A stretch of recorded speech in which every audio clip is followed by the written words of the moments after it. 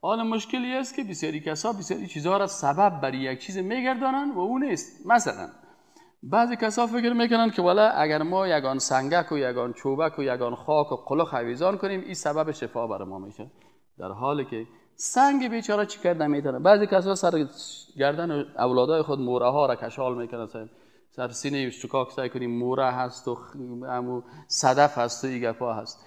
یاره الله سبب بر شفا نگشتانده. پس وقتی که تو به این عقیده میکنی در حقیقت بعض صفات خالق بر از اینا میتی. و متاسفانه از این خاطر آدم باید وقتی که یک سبب بر یک کار میگیره باید او سبب با علم و اگر شرعی باشه باید در شریعت ثابت باشه.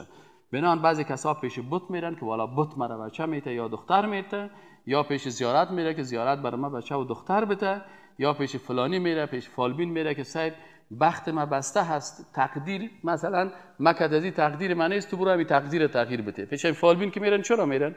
یعنی به این عقیده هستن که فالبین میتونه تقدیر چی کنه؟ تغییر بده، در حالی که فالبین بیچاره تقدیر خود تغییر دادن نمیتونه و او تقدیر به دست از اون نیست.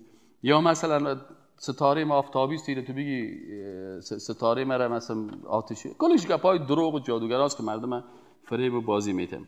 از این خاطر انسان نمیشه که مثلا چیزی که سبب نیست او را سبب فکر بکنه، مگر باید با اساس علم باشه و اگر مسائل شرعی است باید توقیفی آیت و حدیث باید در قسمت داشته باشه.